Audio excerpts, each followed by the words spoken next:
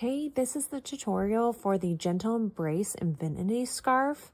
I am so excited to share it with you today. It's this beautiful scarf that takes 3 colors of yarn, and we have this awesome textured look that's so simple. I can't wait to show you.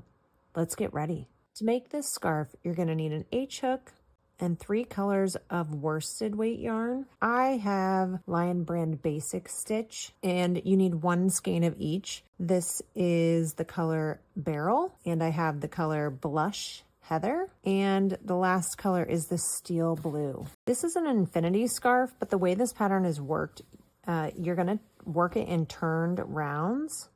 So you'll have a seam at the middle where you can carry the yarn up the back, and you're going to turn each time you get to the end of the round. If you want to make it as a regular scarf and stitch together at the end, or just leave it long, you can follow the directions. Just don't slip stitch to join the rounds. Just leave it separate. And then you're going to want to cut your yarn at the end of each row. If you make it as an infinity scarf, you'll be able to carry the yarn right up the back. I'm going to make a small sample for you today so you can see how I've put this together. And then you can follow the pattern on my blog or grab it from my Etsy shop. I will give you the links down below. I have instructions in the pattern for how to make this with foundation chains, but I'm going to show you how I like to do it with a foundation double crochet to begin. Something you want to note is to make this pattern in multiples of 6 plus 2. So the scarf itself, if you make it as a scarf and then seam it together, it's going to be roughly 72 inches long. As an infinity scarf, when it's folded flat, it's going to be about 36 inches around, which is the perfect size for doubling it over your neck. If you want it to be something different where it's just one and you don't have to double it over, you can make it smaller. It's really easy to adjust. I'm going to make my foundation double crochet round here, or it's going to look like a row, and then I will join it together. I'm going to make it in a few multiples of 6 so you can get the hang of it. If you need a tutorial for foundation double crochet stitch, I will add the link below to another video that you can watch and get the hang of that stitch. At the end of round 1 for the scarf, you're going to need 218 foundation double crochets. I've just done a small sample here, so it's a multiple of 6. I've got 24 stitches and then added 2 to the end. Pull the ends together and slip stitch at the top to join the 2 rounds together. I like to do the traditional slip stitch here at the end versus the one where you bring your hook in from the outside. I just like to do the traditional one because it keeps the ends inside your work as you're working up. Also, I know that this is a little awkward that these parts aren't married together yet, but that's something that you'll fix. You'll take your ends and tie that together at the very end, so don't worry about that. So the next thing we're going to do is we are going to take our next color, which is this lovely light pink, and we are going to change to this color. Pull that slip stitch tight and turn our work. And then I'm going to chain 1, and in every stitch around, I can get my hook in there. Okay, pull your tail to the inside of your work. In every stitch around, we're going to single crochet, which is going to be the same thing you do every time you have this color. It's always going to be working on the wrong side of your work. And it's just going to be a really easy row. The other thing I want you to note is that I do not cut the yarn.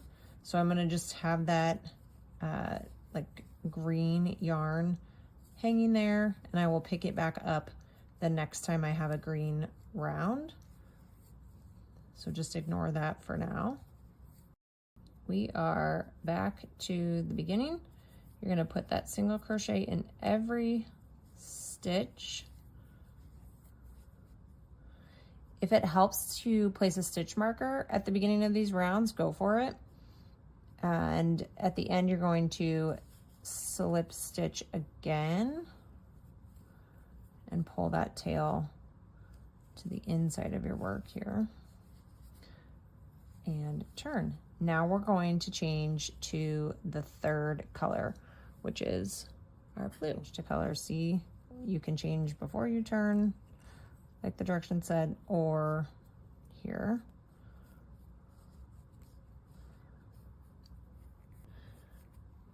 Now we're ready for round 3 and we're back on the right side of our work. So we're going to chain 2.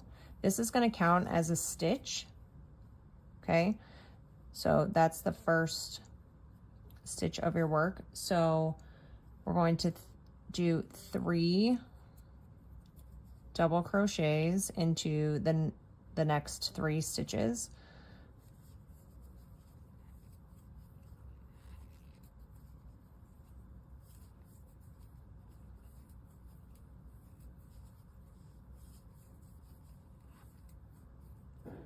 And then we're going to do 3 front post treble crochets into the green 2 rows below. So we're going to skip the pink stitch and I'm going to yarn over twice and do my front post double crochet around this stitch,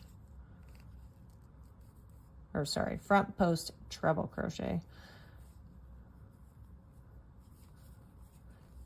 around the double crochet from below.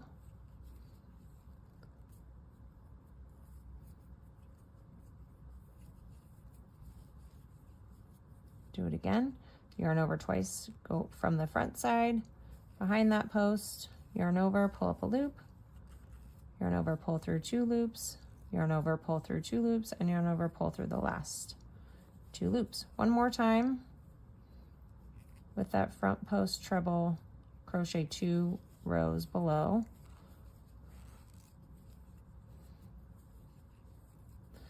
And now we're going to go back to just 3 double crochet stitches into the row 2, just like you would a regular double crochet. So into the pink, you're going to do 3 double crochets, and then you're going to repeat this all the way around, 3 front post trebles followed by 3 regular double crochets all the way around the rest of the round, and at the end I'll come back and I'll talk you through what we do at the end. All right, we are down to the last little bit of round 3. You will finish on 3 stitches, and then in the last stitch just a regular double crochet.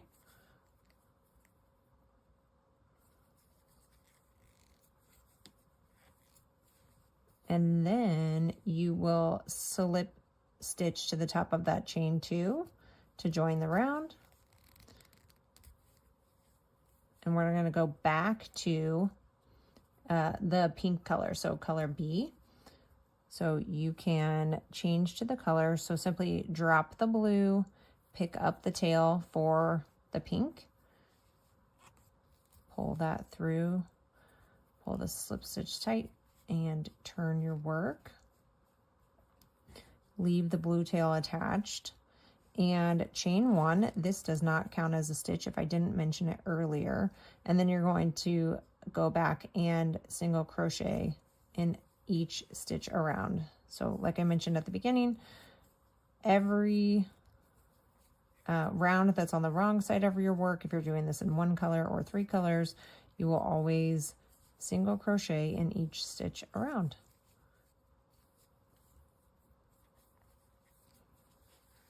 All right,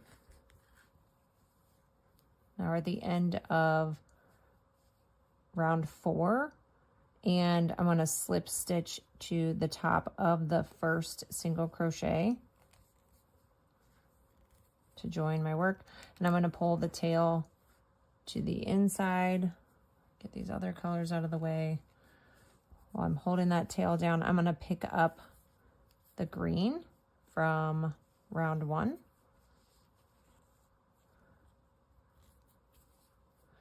And I'm going to give you an option here. If you don't like the chain 2 at the beginning, you can do a standing single crochet stitch into the first stitch, and I will show you that here. That is where you basically make a, well, I need to chain 1. Don't let me forget that. And then make a single crochet into the first stitch. So nothing new and unique here. Okay, and then we're going to make a single crochet right in between these 2 legs of the single crochet. So we're going to single crochet on top of the first one. So go right between those 2 legs and make another, ooh, my yarn is splitting here. Okay, make another single crochet. You might need to do these stitches a little more loosely. This can take the place of that chain 2, and it can be your first, count as your first double crochet in the pattern. So whichever way you like it, it's going to work out beautifully. But after you make that chain 2 or the standing single crochet into the first stitch, you're going to do the opposite. So that's how we create the texture. So we did 3 double crochets first with the blue, but this time we're going to start with the treble crochets into the blue.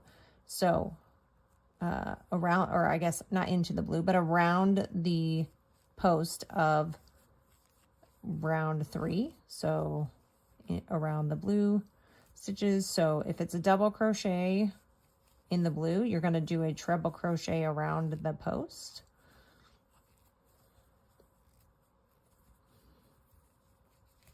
And that's going to create this almost basket weave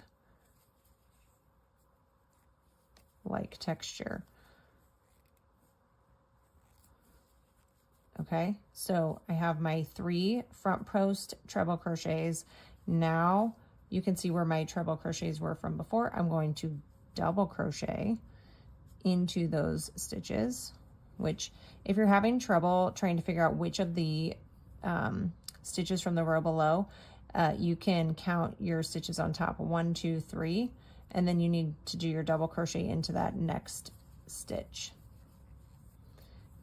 That's one way you can make sure you're going into the right stitches with those double crochets.